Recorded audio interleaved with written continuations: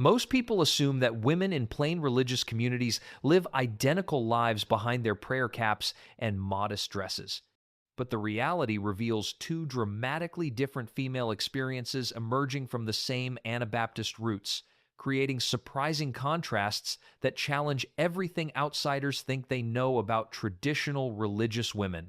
Property rights. The fundamental difference between Amish and Hutterite women's relationship with ownership reveals two completely opposite approaches to material possessions.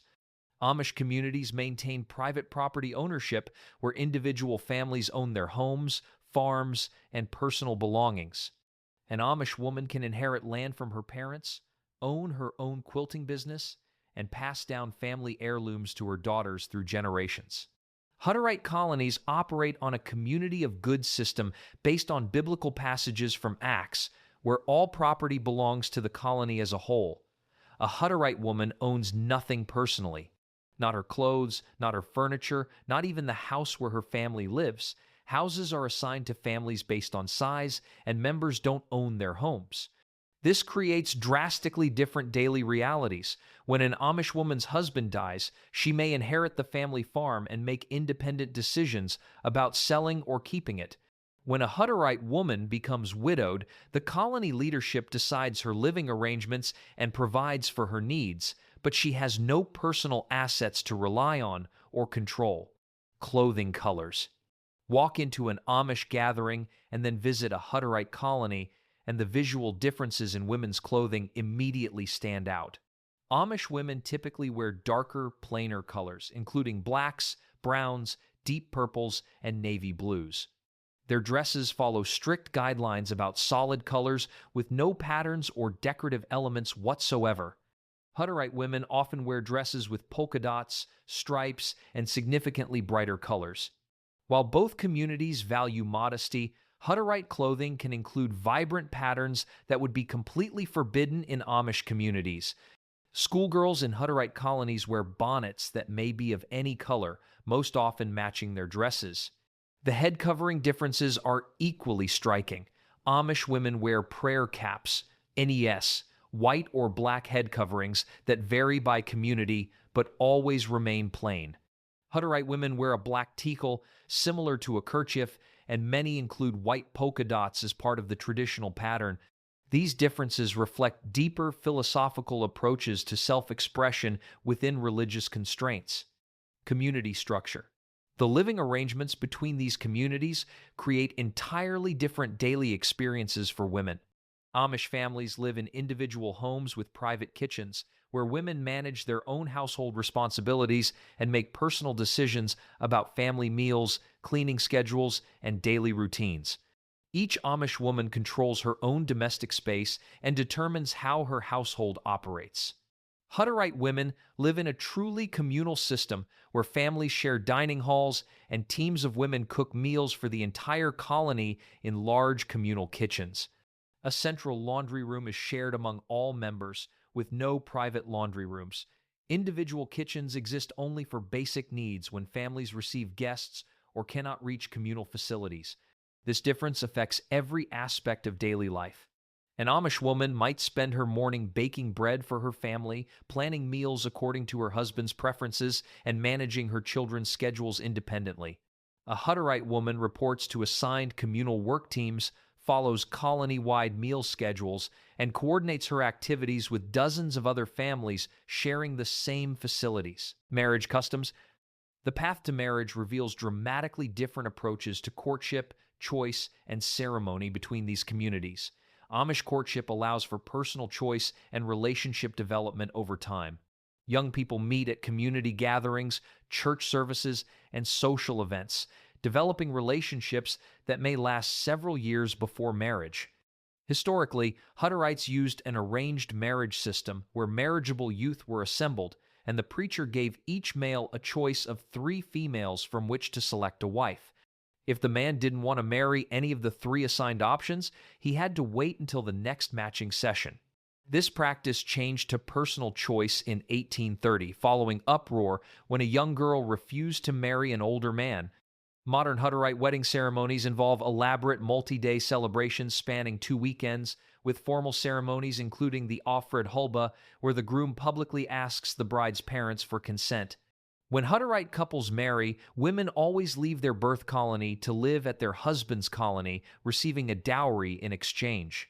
This creates a pattern where women lose connection to their childhood communities while men maintain lifelong associations in the same location.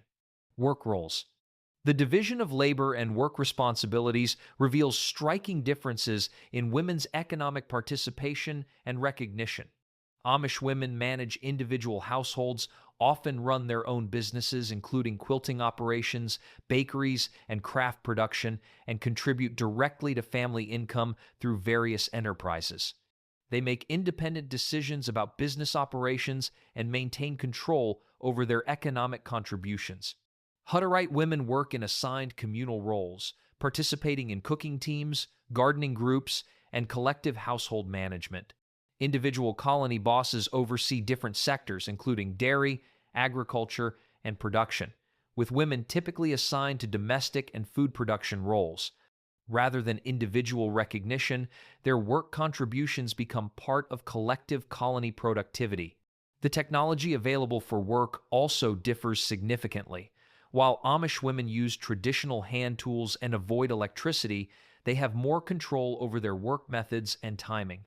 Hutterite women use modern appliances, industrial kitchen equipment, and computerized systems for colony management, but work within assigned schedules determined by colony leadership rather than personal preference. Childbirth numbers. Family size expectations and childbearing patterns show interesting contrasts between these communities. Traditional Hutterite families averaged over 10 children, with women having children until their mid-42nd. However, Hutterite fertility has dropped dramatically since 1950, declining from around 10 children per family in 1954 to approximately 5 children by 2010. Modern Hutterite marriages are often delayed until the late 20s, and most women have their last child around age 35 rather than continuing into their 42nd. Some evidence suggests limited birth control use among Hutterites, with clinic records showing that 12.5% of married women had used oral contraceptives or IUDs. Amish families typically include 6 to 8 children, maintaining more consistent family sizes over time. The approaches to family planning reflect different interpretations of religious obligations regarding childbearing, with Hutterites showing more adaptation to modern demographic patterns, while Amish families maintain traditional fertility levels more consistently. Voting rights. Political participation within religious communities reveals a surprising difference in women's voices and decision-making power. Amish women participate in voting on community rules and church matters, including discussions about the Ordnung during twice-yearly communion meetings. They have recognized voices in determining community standards, religious practices, and disciplinary decisions affecting all members. Hutterite women cannot vote or hold colony office, operating under traditional gender roles where men make all major decisions about colony operations. Each colony has a council of 5 to 7 married men who are baptized members, with ministers, managers, and vocational bosses supervising community work. Women hold no positions in this decision-making structure. This difference affects everyday life in significant ways. When Amish communities debate whether to allow new technologies or change traditional practices, women's opinions carry weight in the decision process. Hutterite women live with decisions made entirely by male leadership, regardless of how those choices affect their daily responsibilities and family life. Technology access. The relationship with modern technology creates vastly different daily experiences for women in these communities. Amish women operate within strict limitations on electricity and modern conveniences, using hand tools for cooking, cleaning, and household management. They rely on wood stoves, hand-pumped water, kerosene lamps, and manual equipment for all domestic tasks. Hutterite women have access to modern appliances, computers for colony business, industrial farming equipment, and contemporary communication technologies. They use electricity, cars, huge trucks, computer-managed operations, and internet access as part of normal daily life. However, they don't have televisions in homes as colonies work to preserve communication and exchange among members. Transportation differences are equally significant. Amish women rely primarily on horse and buggy for travel, with some communities allowing bicycles. Hutterite colonies own modern vehicles for colony use, though women are typically not permitted to drive. This creates different levels of mobility and independence for women in each community. Education levels. Educational opportunities and expectations reveal important differences in intellectual development and knowledge access for women. Both communities maintain German language education alongside English schooling, but Hutterite children attend both colony German schools and English schools with outside teachers. This provides exposure to broader educational content and teaching methods. Amish education typically ends at 8th grade for both boys and girls, focusing on practical skills needed for community life. Advanced education is generally discouraged as potentially leading to pride or separation from community values. Women learn domestic skills, traditional crafts, and religious knowledge through family and community instruction rather than formal schooling. Hutterite education includes kindergarten classes starting around age 3, teaching children prayer, social cooperation, and authority respect. The dual language education system and longer schooling period provide different intellectual foundations, though both communities ultimately emphasize practical skills over academic achievement for women. Outside interaction. The level of contact with mainstream society creates significantly different experiences in dealing with the outside world. Amish women regularly interact with non-Amish people through farmers markets, medical appointments, business transactions, and retail shopping in nearby towns. They develop skills in navigating modern commercial systems while maintaining their traditional values. Hutterite women rarely interact with outsiders, as men handle all external business dealings and colony representation. Colony members must ask permission from elders to leave the community, and external contact is carefully controlled. This creates much higher levels of social isolation from mainstream society. The difference affects cultural adaptation and worldly knowledge. Amish women, despite their traditional lifestyle, develop familiarity with contemporary society through regular interactions. They understand modern systems while choosing to live differently. Hutterite women may have access to modern technology within their colonies but lack experience with the broader world outside their communal boundaries. The consequences of leaving also differ dramatically.